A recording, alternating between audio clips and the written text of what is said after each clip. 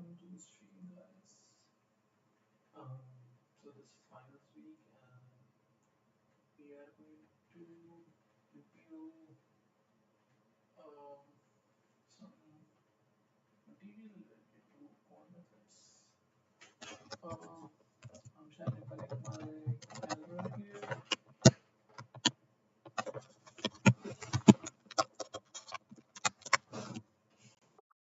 I don't know why.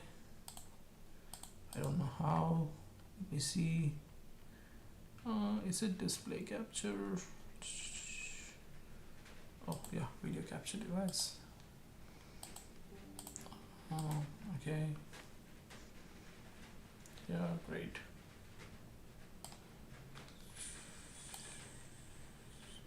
Sure.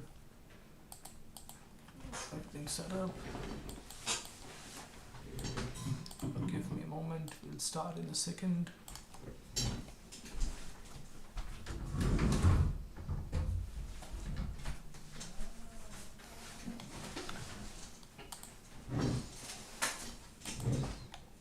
Great. Let me see.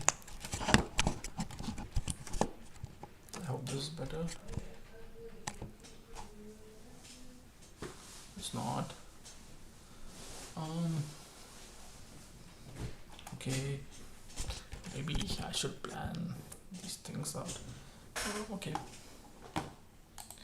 Yeah. So I think we covered the one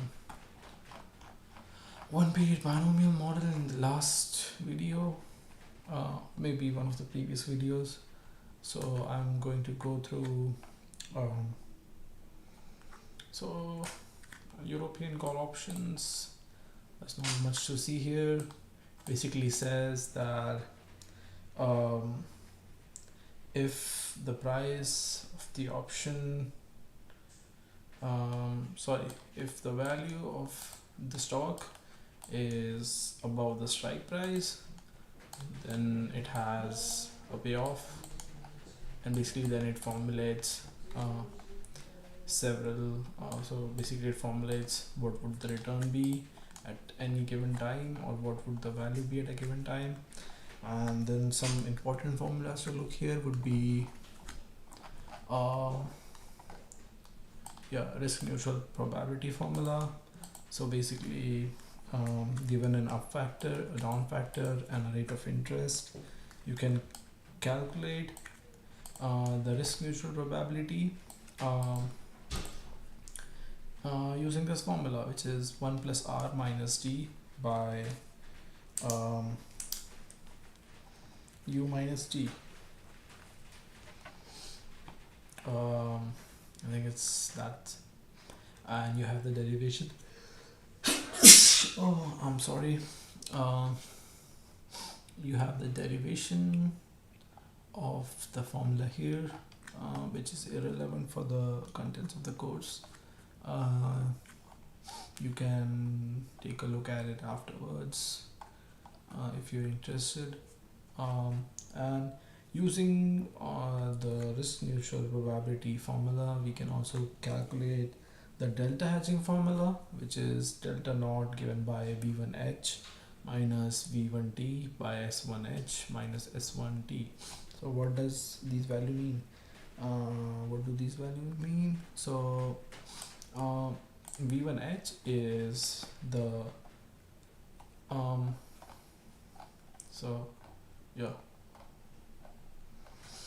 if you go back here, v1 is v is the payoff. So v1 is the payoff of the option if you have your best possible outcome, which is h, and v1t is your outcome being a tails. Again, this is one period binomial model, so there can be only two results or two outcomes, which are heads and tails. So if it's head, it's positive; if it's tails, it's negative, or it's smaller. So obviously it's negative in this case, not negative, but no, not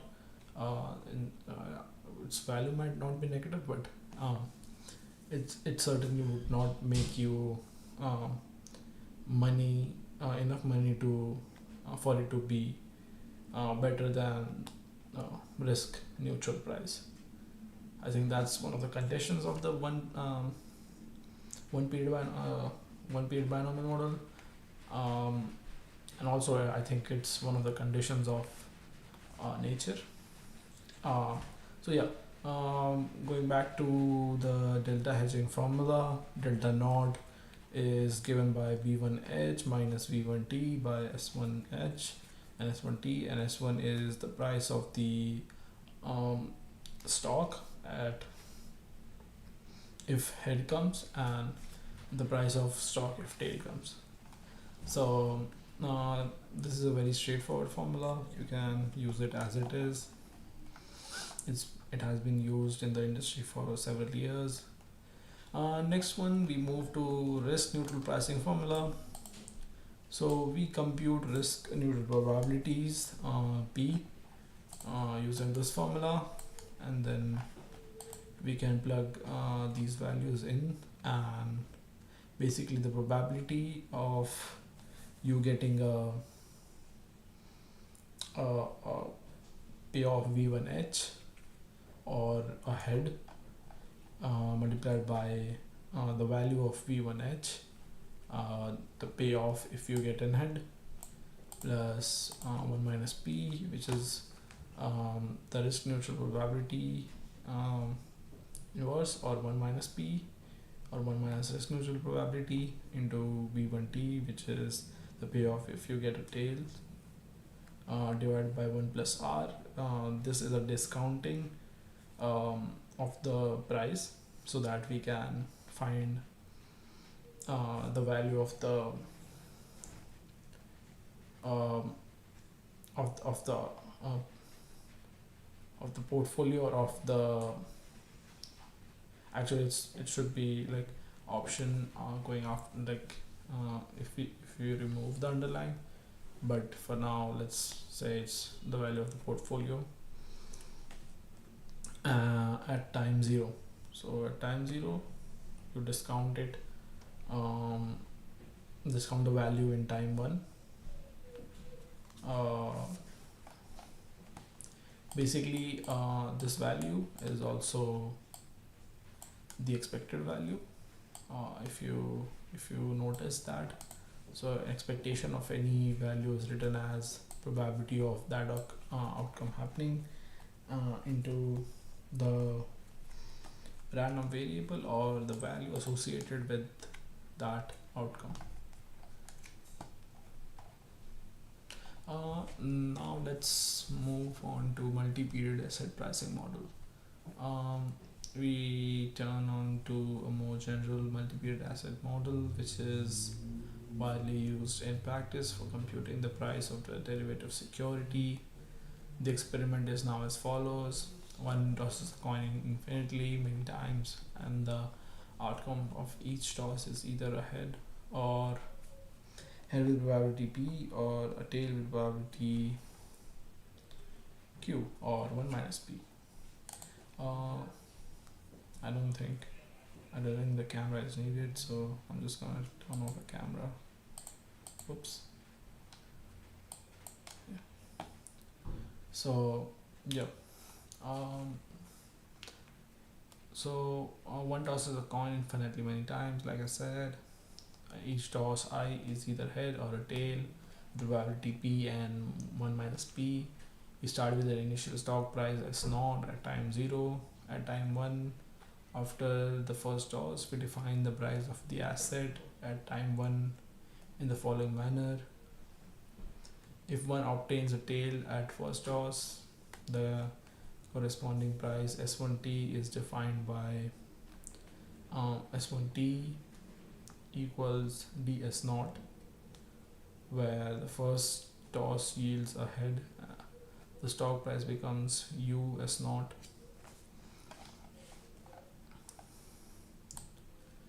So basically the up factor and the down factor. So after 2 tosses, the prices become so there will be four possible values for those prices. So it's either S2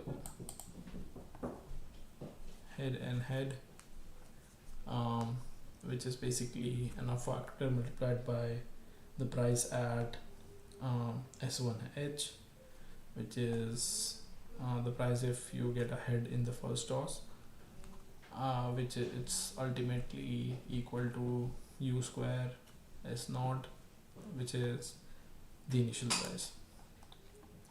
And similarly, you can calculate the values for TH and HT and TT.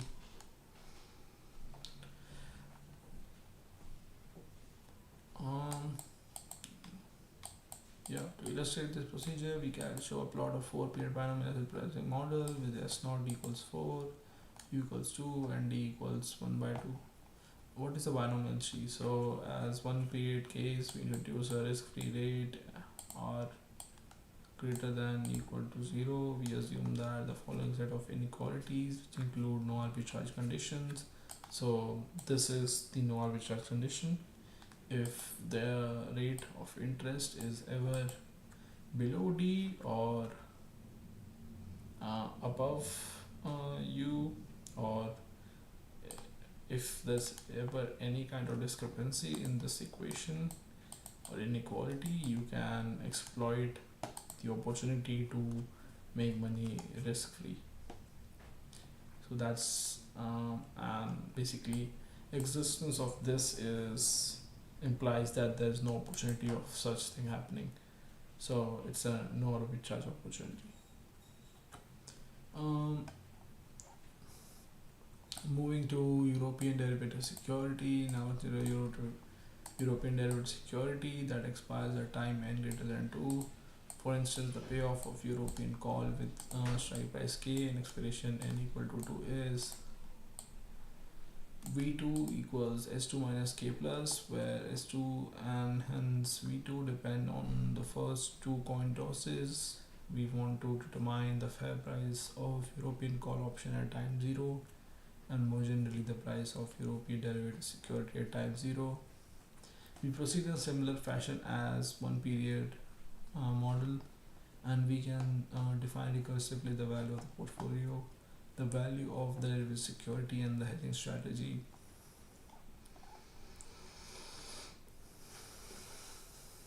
The wealth equation reads xn1 equals delta n sn plus 1 plus 1 plus r xn minus delta n sn. So basically it says that the value of your portfolio is let's say you bought delta n assets at time Sn or S0, whatever. So this is how much you've spent on buying. So if the price of the asset is Sn, so you've bought delta n quantities at price Sn. So you have, this is how much wealth you have used in your first for purchasing the stock initially or the asset initially, and this was your initial wealth, and then you are getting some interest rate risk free on this remaining amount. So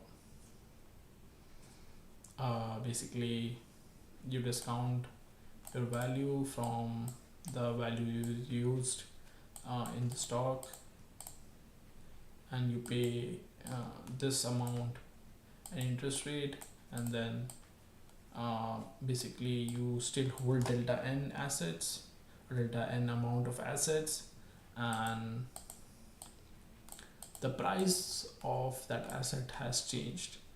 So this is basically reflecting the change of that price in your asset.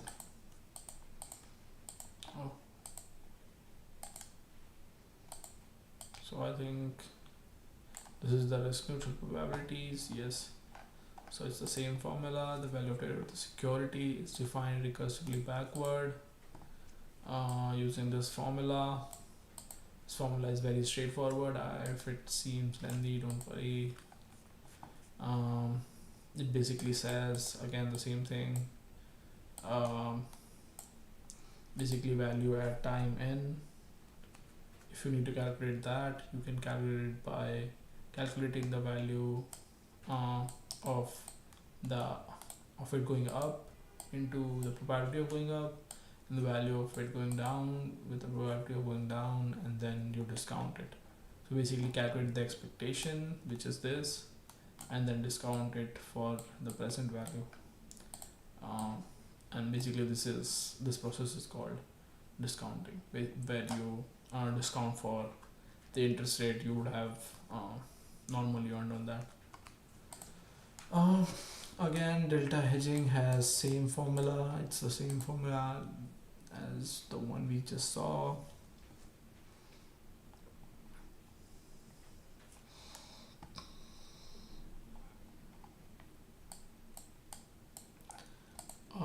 Yeah, so now let's look at the example that we talked about, that I said we were going to use to demonstrate multi-step binomial tree model. So I mean binomial model, I don't recall saying tree, but you can make a tree and this should look good. I don't know if there's a tree in this one.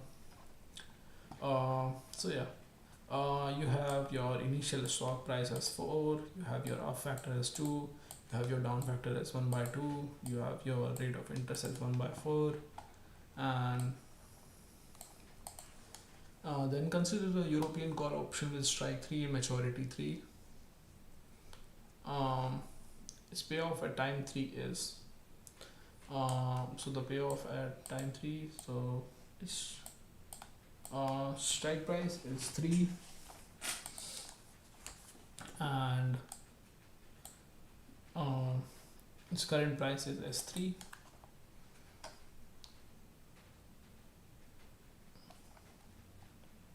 Which is difference of them would be our payoff, right? And our risk neutral probabilities are calculated as this. So let's do one thing. I will solve this using a binomial tree, and maybe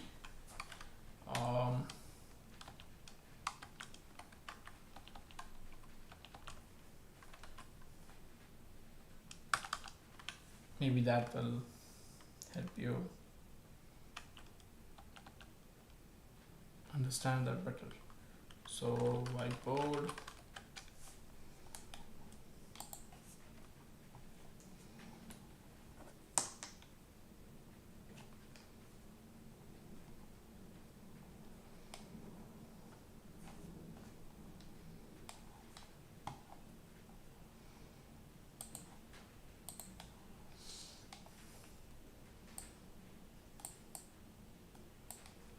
this is not.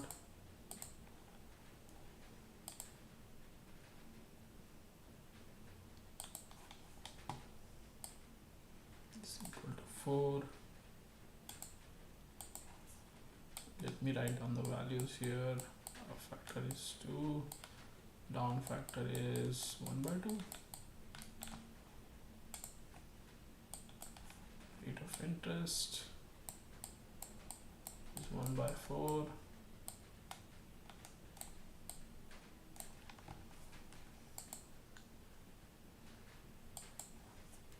strike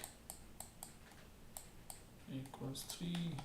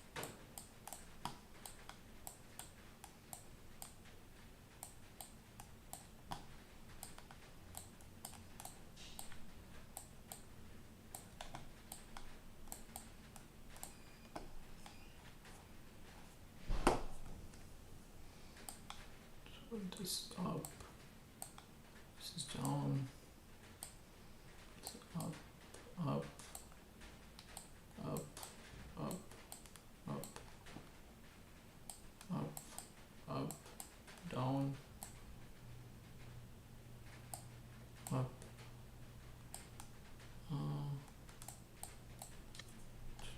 up, up, no, wait, up and down, up,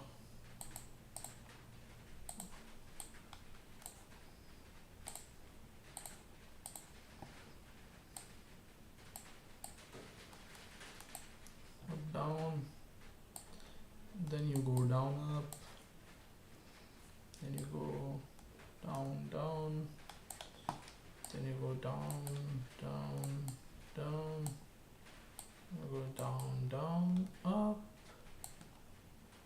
then you go down, up, up, you go down, down, up, wait, no, you go down, up, down, so you basically go that,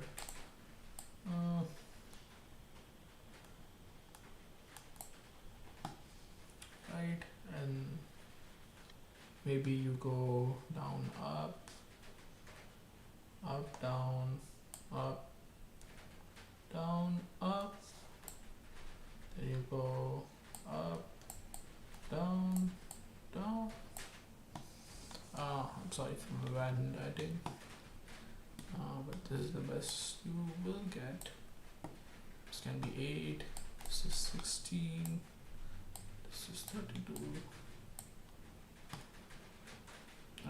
I think you get the point of having these, so I'm just gonna remove these.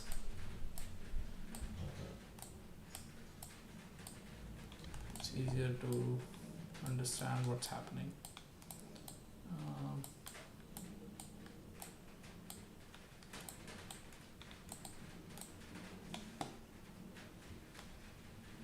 Yeah, I'm gonna remove these as well.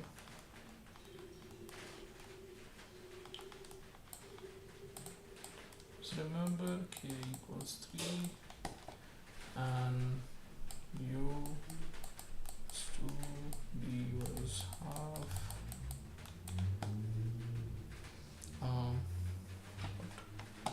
What was r? R was 1 by 4. So let's calculate this neutral probabilities, which is 2 minus 1 by 2. So basically, oh wait, okay, it's 1 by r, 1 plus r minus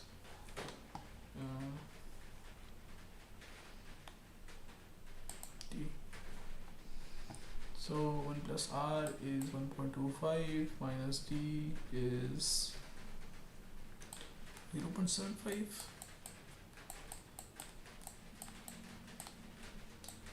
0.175, u minus d is 1.5, so this is 0.5. So now we have the value for risk neutral probability, which is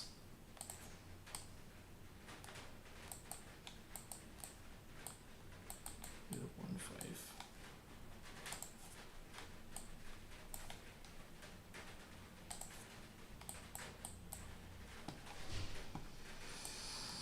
This is 32. This is 8.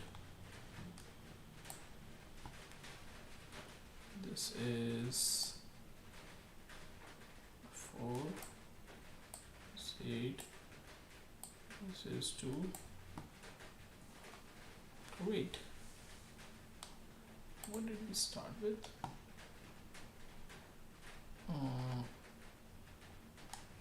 Yeah, it started with 4, right?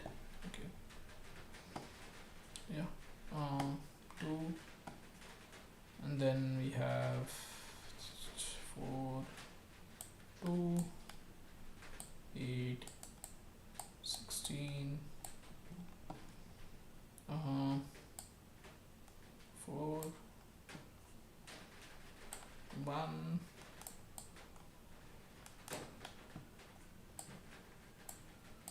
is half, and this is 2. So yeah, first thing is we gotta so there's also a maturity premium or maturity price that is deducted. So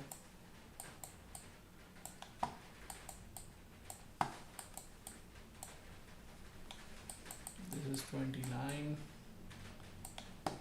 this is 5, this is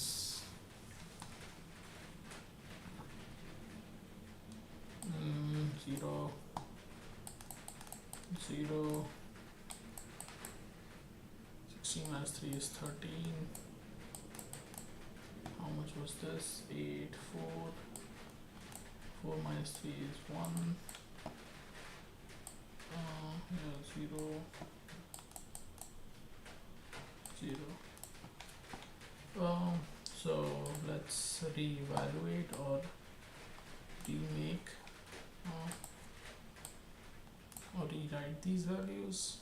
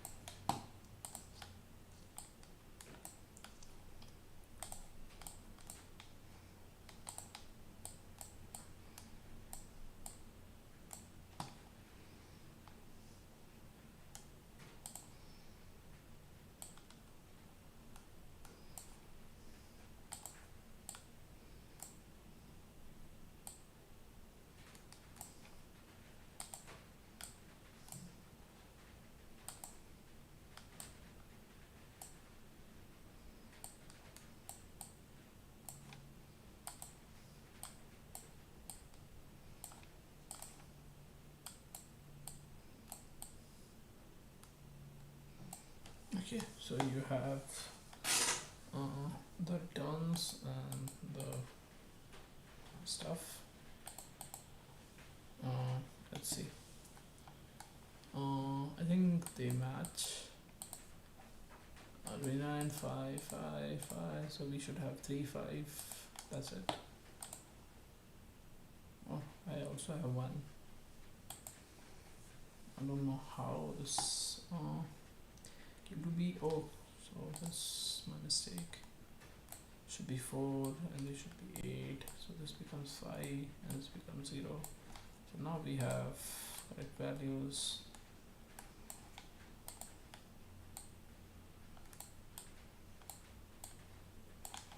Great. Now we can calculate the values that were so basically we discount this, so we have probabilities, right? Probability is 0.5, 0.5. I'll show you an example. So for this one, if I had to calculate the price at this moment in time, I can calculate S2 equals 29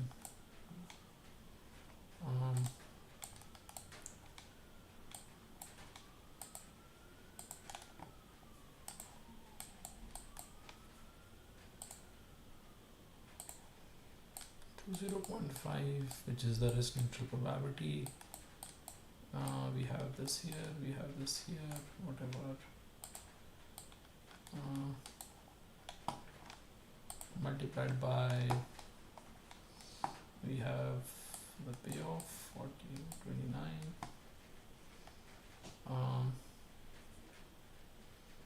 We also have payoff of 555 here. So for this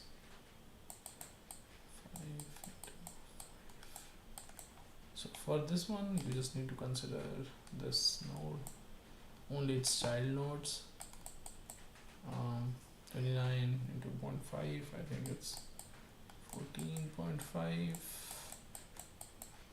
and then this is 2.5, that is 70. Oh, 17. So 17 is 16, yeah, 17. But now you also got a discount for a period in time, so this becomes 17 by 1.25. Yeah, I'm not that good at mathematics, so I'm gonna use Google search to let me know. 17 no, 17 divided by 1.25, so 13.6.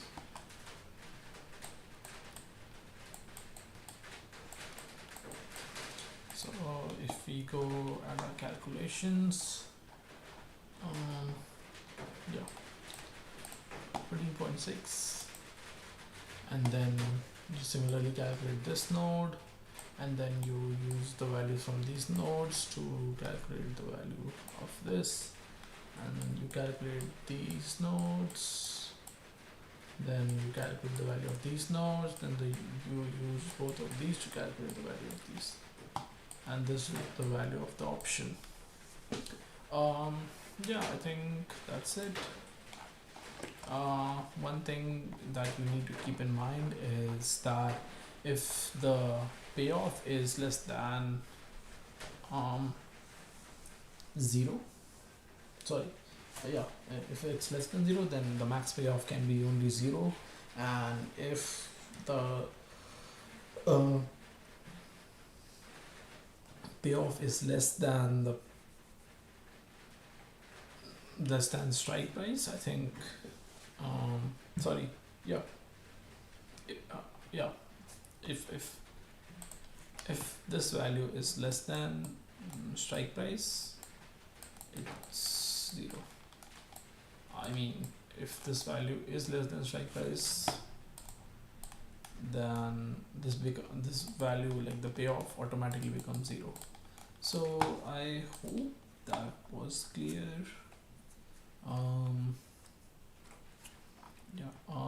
I'm going to take a break now and end the stream, and I'll see you, and we'll discuss Brownian motion. Okay, I'm just doing etc, etc.